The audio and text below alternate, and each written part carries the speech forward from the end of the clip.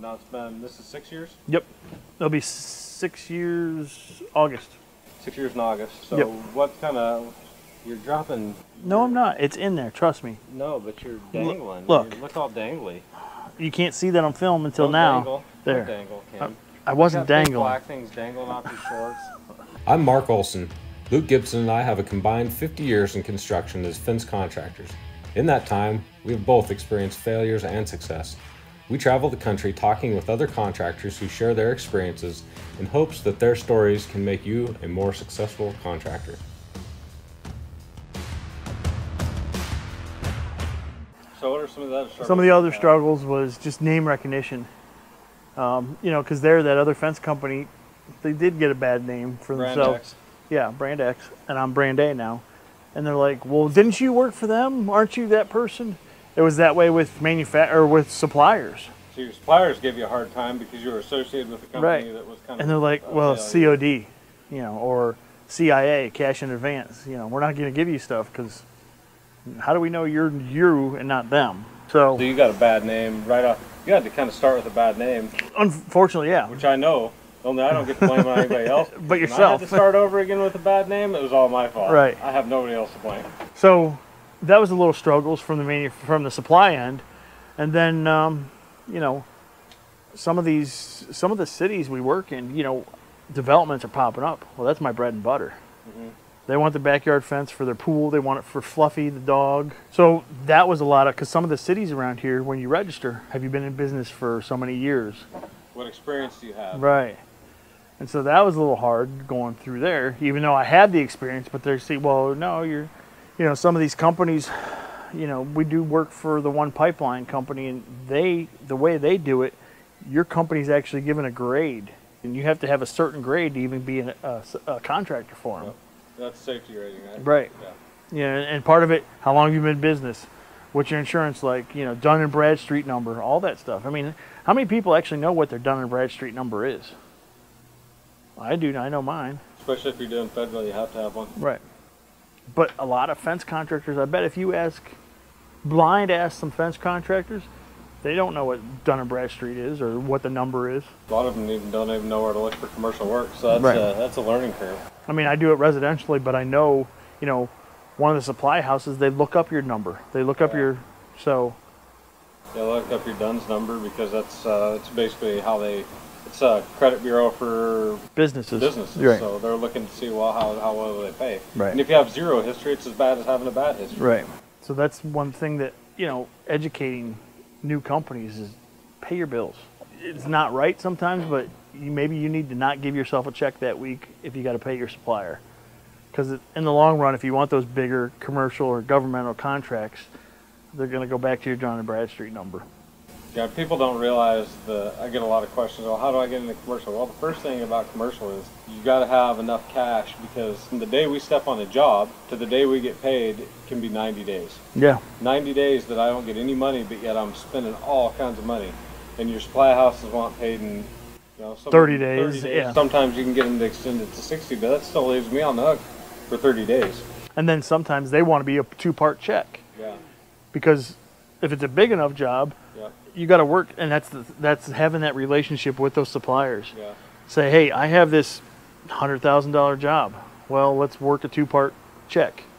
And yeah, we'll do a joint check agreement. Right. So that's a common thing to have happen is sometimes they'll ask you for a bond. Maybe you can get bonded, but you don't have terms with them. So they'll say, okay, well, give us a copy of your payment performance bond and all this other stuff. And if that still doesn't satisfy them, then sometimes a two-party check will work for them. So just ways to work around some of those hurdles.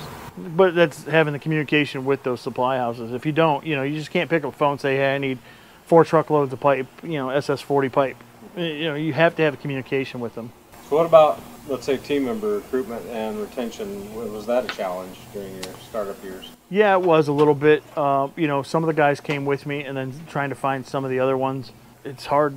I mean, the work ethic out there right now is not there. So what have you found that helps you retain your people? Is there something, I mean, other than making employees, which you seem to have done a couple times? I got three. I made 3. You made 3 of them? Yeah. I did the same thing. I made 3. Yeah. I got 2 that are coming in real good. The third one, if we get off I don't even know XY or which buttons they are, we might do good. But Yeah. still young, but we'll get there. But other than making them, it just, taking care of them, pay them, a fair rate. I mean, the one guy, it's my truck, but drive it. You need it, drive it. I get my guys' boots every Thanksgiving. They go down and pick up a pair of boots at Thanksgiving, also pick out a jacket. They leave the jacket there. I get it embroidered for them. It's part of their Christmas present. They know that now, and we do different things, but they might get a nice work jacket, or they might get a nice going out Sunday best jacket. I don't care what they get. They know it's gonna have Forever Fence and Rail on it. Sure. So it's one of those little give backs. Yeah, little things that you can do that you can afford to do, because Right. a lot of people think that, well, I can't offer. I mean, health insurance is the big one. Right. 401k, all There's that. a lot of that stuff is pretty tough, but there are little things you can still do to try and keep your team members happy and let them know you care. And Yep. as you grow, the bigger the company becomes, then the more opportunities you can afford them as well. The one thing I've been fortunate enough to do, and I hope I can continue to do this, is at that Christmas party, if I can, I give them 10% of what they made that year as a bonus. That's a huge bonus. It is. For some of the guys, it's a huge bonus. You got a guy making 40,000, that's $4,000. or Yeah, Merry Christmas. 60, 70,000. Yeah. That's a lot of money. And I tell them every year, I said, we had a good year this year, but don't count on this next year because we don't know. And Bonus based on performance, not. And they not know- because it's Christmas. right, and they know if they slack off through the year, there may not be that coming to them. So, is it guaranteed? No, but is it assumed? Yes. So, if now you brought two with you. Two people came with you when you started, Yep. and are any of those people still here? Both of them. So, you've done a good enough job. That Yeah. Both those people are still with you. Yep. So that speaks something to the culture at Forever Fence and Rail. Yeah. That you can do a startup and all those pains and struggles that you've had along the way, and to still have those same two people. Yep.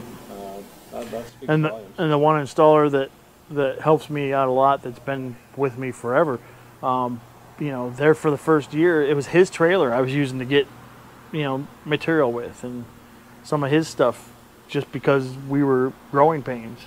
So what advice could you give to somebody else that was going to be in your same shoes? If they were getting ready to start a new fence company, what's some of the most critical advice you think you could offer them? Well, one, know if you have a contract or don't have a contract. Know the rules. Yeah, know the rules.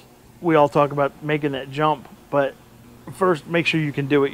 You can legally do it, and make sure you pay the insurance money, pay the different cities' registrations. I don't know how many times I've heard of fence contractors get busted because they're working in a city that they're not registered in, and that's just a big. It cost you double, if not triple, that you could have just gone and got registered. And if you're doing it right, it's part of your overhead. You figure it into the price. Yeah, be legal. Yeah. And Sean and I talked about that the other night. That be legal. Get with an accountant that can help you understand the tax implications of what you're trying to do. Because people think, well, I'll just not even hire employees. I'm just going to do them all 1099. That stuff goes on in the early years for a lot of people because they don't know better. And to get with a good accountant, your accountant would be telling you, no. Right. That is not at all what you want to do.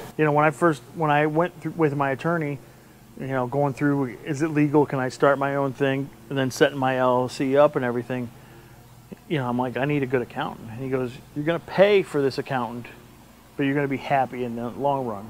So don't always, it's like the fencing. You don't want to get the cheapest fence guy out there. And so she wasn't the cheapest accountant out there, but I tell her, you take care of everything that I could go to jail for. Yeah, that's a good way of putting it. Ohio is one of the weird states where we have our own workman's comp division. We do too. Wyoming's like Right. that too. So we buy our work comp through the state of Wyoming. Right, and we do it through Ohio. Other people go through an insurance company. Right. So I told her, I said, you make sure my workman's comp is paid and that the right people are on it at the right time, so I'm not having, payroll audits and stuff like that. And you pay my insurance or my taxes. I said, if I have to go to jail, I'm going to be mad at you. And, there's a thing here in Ohio called the cat tax. So you're allergic to it probably. Oh, I'm totally allergic. I'm definitely allergic. That's like a double whammy. I'm allergic to cats, and I'm definitely allergic to taxes. Right. So in the lovely state of Ohio, if you have the fortunate of doing over $150,000 in sales, you get to pay $150 commercial activity tax. The first year she goes, hey, we paid your cat tax. I'm like, at the time, I don't have a cat. Why do I have to pay a tax? She goes, no, commercial activity tax. If I didn't have the right accountant, that 150 could have cost me 500 or whatever. That's what a lot of times the penalties are stiff. The penalties can be 3-4 times our building permits. You brought up building permits. In our jurisdiction in Powell, if you don't get a building permit, it doubles if you don't get it and they catch you. And then they tell you to stop.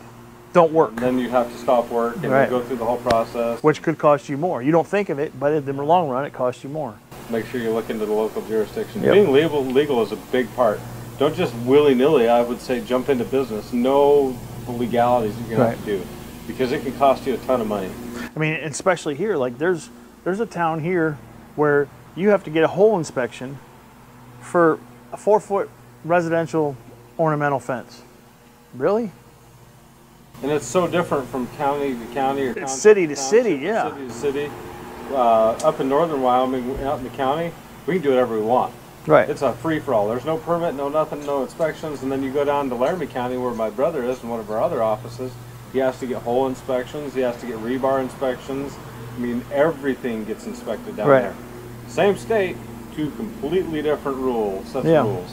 And you got to know these. I mean, I could be in one city and go, well, actually last week I was in Hartville and Hartville Village. Hartville is a township. Do whatever, basically. Hartford Village, and these are both pool jobs. Hartville Village has to be 5 foot, even though Ohio's code is 4 foot. 5 foot, and you have to have a hole inspection. And if you don't know that, you're in the same billing city, Hartville, but you don't know exactly where you're at. Oh yeah, you could be screwed. And people think, well, I can get away with this, but we talked about you can't get away with it, because guess what? The number one person that's going to call you in for that is your competitor. Yep. Because your competitor is playing by the rules, and they get really upset when they play by the rules, and you go out there and, the trunk slammers, nobody likes those, but you go out there, and if you're kind of living under those trunk slammer rules, it's just a free-for-all, and I'm going to try and slide in under the radar. They're going to try and get you in trouble on this stuff. They're Right. 100% going to look for everything they can to come get you. So if you're a new company, your competitors are watching you. They don't necessarily like Right. you, and they're going to look for a reason to try and shut you Yeah, down. because you're dipping into their pocket now. Yeah, you're getting into their pocket. So your number one fear should be your competitor finding out what you're doing, whether it's paying people wrong or trying to get away with salarying your foreman, which isn't legal, or paying Right. 1099, or not having building permits, or not having a license in the municipality. All those things can get you. Yep. They can get you, and it happens every day. Yeah.